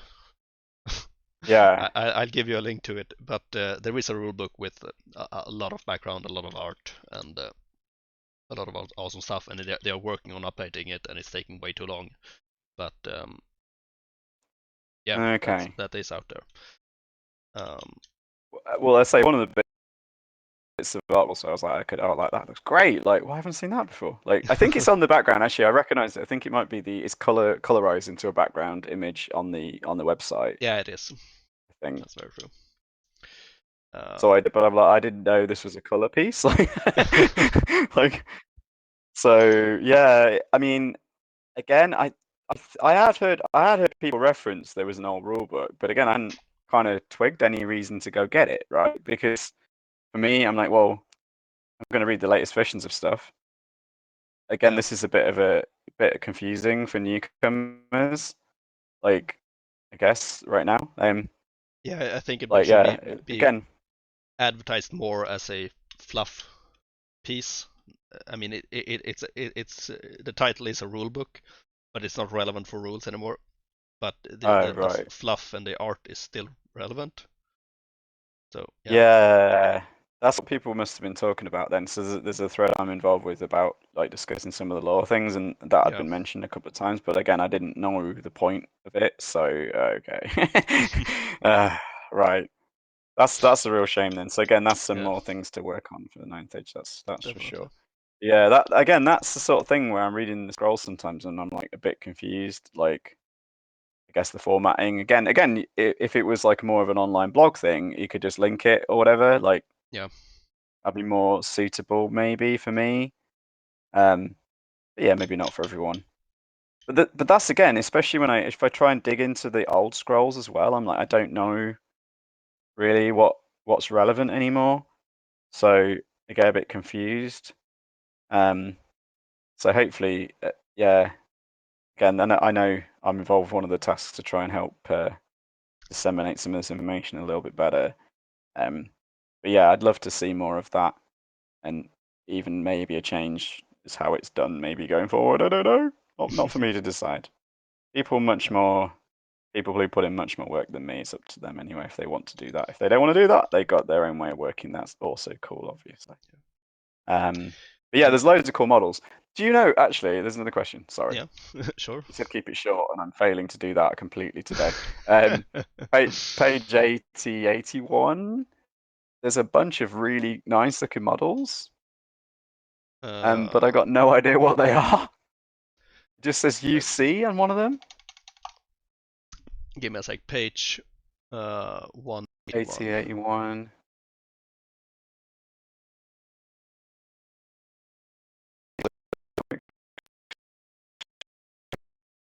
Now my computer is really, really slow. Why is it so Apologies. slow? uh, Oh, I see. Well, again, this is again part of my issue. Sometimes with these large PDF files, they can actually be quite hard to view on a computer screen. yeah, I don't think it's this computer is ancient, so it's more to do with that. but I don't have. Luckily, I don't have this issue of like it's just before that comic. So yeah, Oh these yeah, guys, so yeah, these are Fireforge models, pretty much all right. of them. But this is the thing with the formatting of like, well, if this is a magazine and it's just there for some pretty pictures, I'm like, okay, cool. But I'm like, I'm reading this as a newbie, like wondering what these are. I'm like, Yeah, these look cool. most of them are, at least some of them I don't recognize, but there's a lot of Fireforge in here. Right. Maybe that's just a mistake in the editing. I don't know. I mean, maybe totally innocent thing, obviously. I don't know. But it really confused me because I was like, these look fantastic. Who's painted them? Like, why, what? Someone tell me. Yeah, that's fair. No, I can certainly understand where understand where you're coming from with this. So yeah. But Yeah. for my last pick, um, sort of segueing from what you said about not wanting to force people to do stuff, and it's the article about the games of Sagan. So this was, of course, Right. the game that was released not that long ago. I'm really looking forward to playing it some. I think it looks pretty good.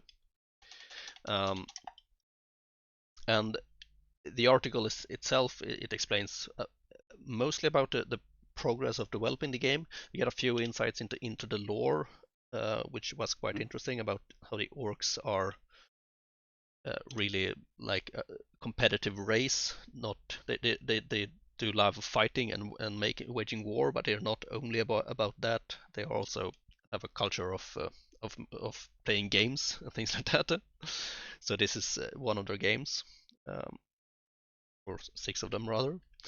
Um, but one thing that I really liked about the article was the intro, which kind of mentioned that some people get like a little upset when the Night Age keeps releasing this weird stuff like the supplements and other games and all kinds of weird things, and they are not able to get out the Infernal Dwarfs and the main books.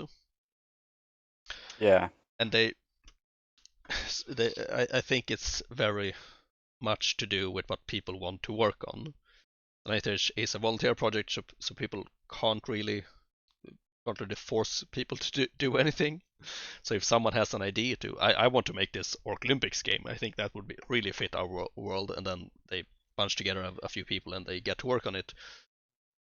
The Night Age can just allow them to do that, and it won't disrupt anything else really. I don't think they are. It's not that much, at least, about managing resources. They are not delaying Yeah.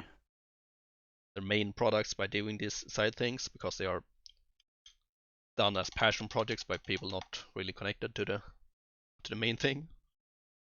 Yeah. So just I thought that was a good insight into the process of making these things. I agree completely with you. It's something that confused and wouldn't say annoyed me, but it definitely had that perspective as well. Emma, I like a lot of the things I've seen come out this year Yeah. were kind of like, why would you prioritize that? Yeah. Mm. I mean, perceiving it more as a consumer, I guess, than a which isn't really fair to be that have that perspective. But I guess as a complete newbie coming in, I'm like, well, that's a little bit of how I've seen it. Yeah. But as you say, this article does explain that quite nicely. That it's not a prioritization task. It's not like that. It's just these people wanted to work on this, so they did it. Whereas these other people are working on this. That's a separate thing, requires different skills, different people, whatever. Yeah, so it's not like an either or. I guess that's one of the benefits of Away in the Ninth Age as well. You can look Yeah. at it as a positive.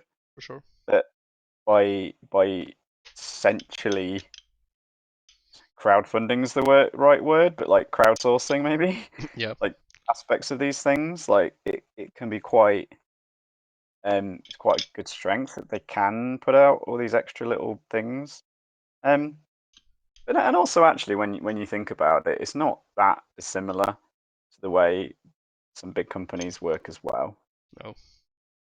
Like you'd have things coming in magazines in the past and articles and all that kind of thing that like, and it's like, well, that's not related to the maybe what you wanted to see in the main game, or whatever. But again, it's different people working on different things, so not that different to that, really, is it? But yeah, it's I think it's valuable. I think that point again almost needs to be reiterated more widely than just than a ninth scroll thing. Like Maybe. you might almost want on the release of these things like a disclaimer or something like that. It This sounds did not crazy, but draw resources from our main business model. yeah, seriously, Yeah, I can see it. because it's something that I thought as well. I was like, why are you doing this? Like, and then oh right, okay, no, it makes sense now. You put it in those terms. But as a like, someone new and didn't fully understand how the Ninth Age gets written and any Yeah. obviously I don't know any of the history of it like at all other than what I've read online and things like that. Um, I've gradually pieced together things like a puzzle. The puzzle that I didn't really understand that. I was wondering why are you releasing like a Makar book and things like that? Like when why aren't you updating my Orcs and Goblins, for example? Like Yeah. surely that's the most important thing to do if anyone could possibly be doing.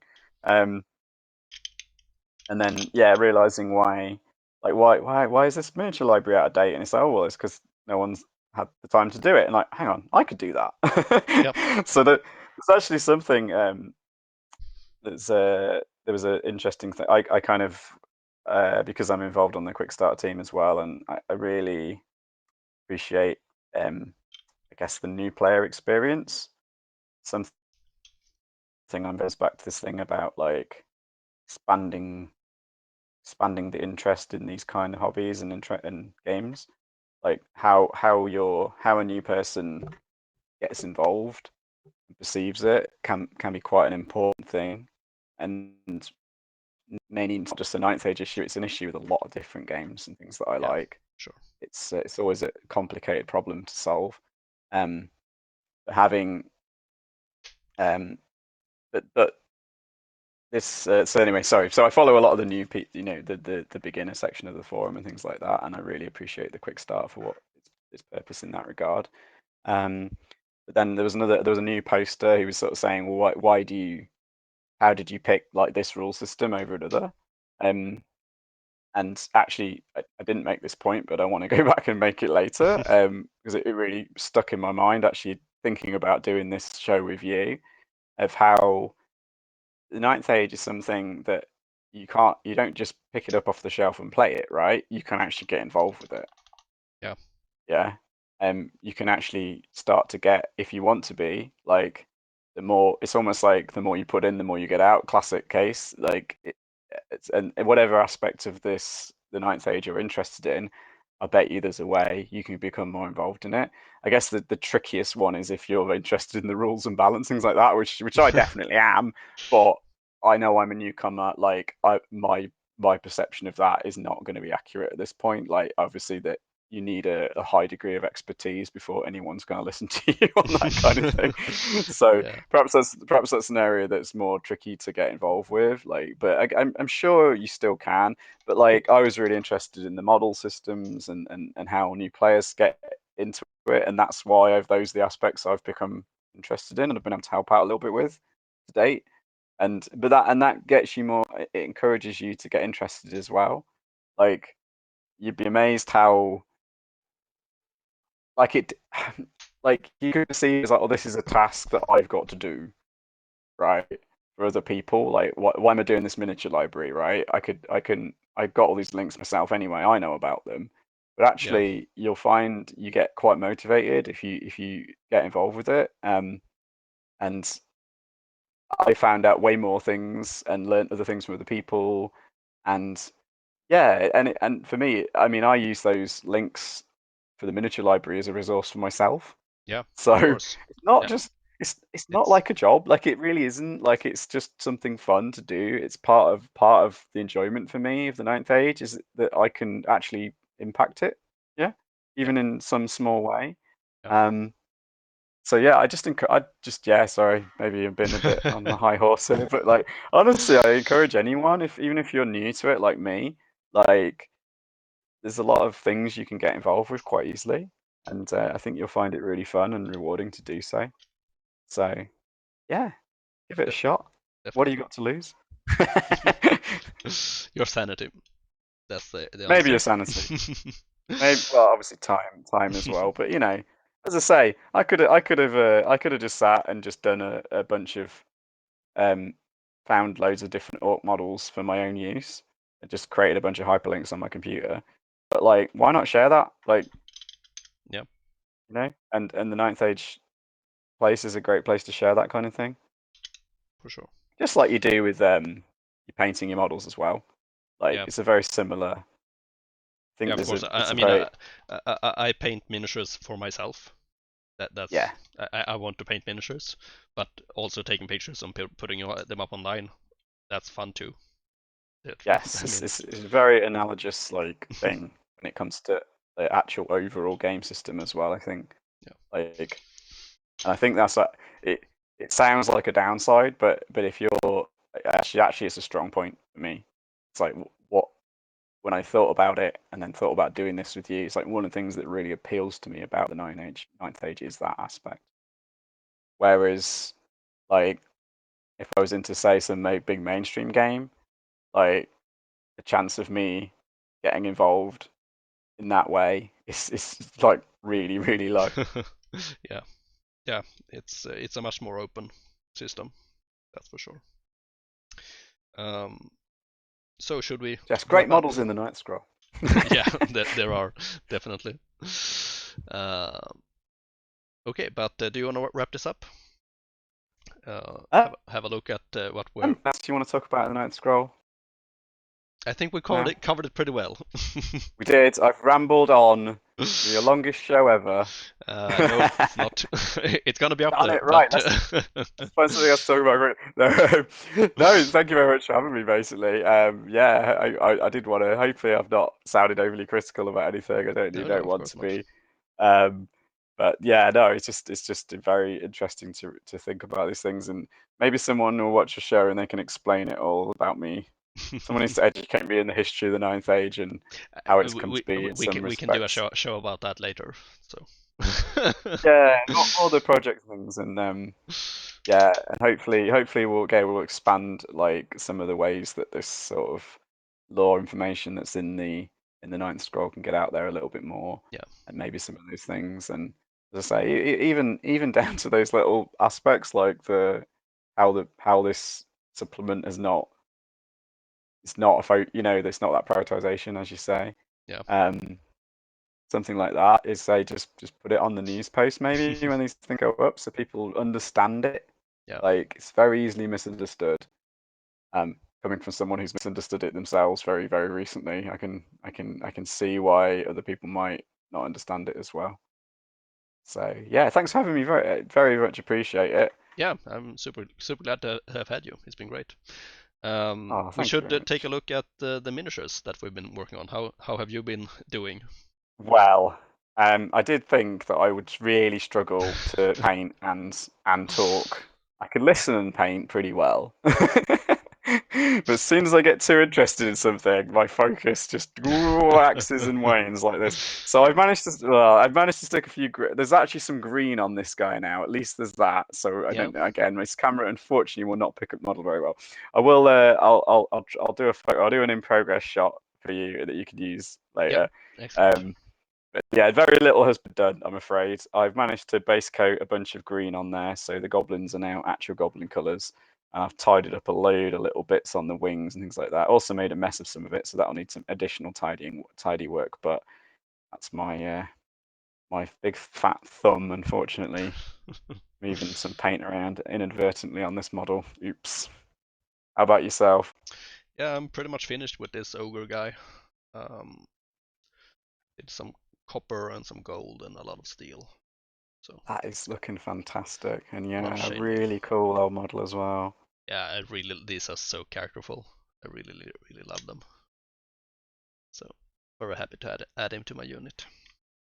How are you putting him on that? What is that you're using to stand him on? Is that a piece of metal that you've... I usually use the Games Workshop paint handles, but this one guy I need to get one for the bigger bases. So this is like a handle, like a literal handle. It's supposed to be mounted, Right. bolted onto something. So I just put something that's made of steel, and he's got magnets in his base, so he sticks on here. And the other guy that That's a goes good idea. on his base, he's on a pair of pliers, just flying around. Oh my goodness. So he's gonna can actually show. It's gonna snap into the How... base here. So, so it's magnets on the small guy as well. Yeah, and so in the base as well, so he can tag along here. Can pick him up. How did you affix the magnet to his feet? Because this is something I've started to use magnets now. In fact, Uh, I loads of them lying around here. I Ooh, magnets. drilled a hole and put it in. So it's a So 1 millimeter diameter magnet. No, that's can't be right. 2 millimeter diameter.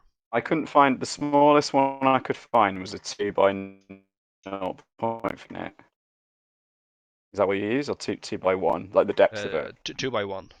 Is it? 2 by 1 depth. Okay, so maybe these are a little bit smaller ones I got.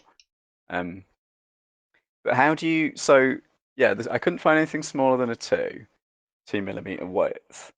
But then drilling that hole is the only drill I've ever used for modeling is I guess I think they're called Archimedes screw drills or something. This kind of thing, if you can see it. Yeah, and It's like a hand drill. you move it up and down. Yeah. Yeah, I Is have. that is I can show. I have the old Games Workshop hand drill. So oh this thing. So there's a pretty big that's drill bit that's attached. like I often say in wargaming things, that's both too old and too new for me. So on this one, you Periods of this hobby where I know a lot about it, and there's periods where yeah, it's a complete black hole to me, and that appears to be from the black hole era. So I don't know.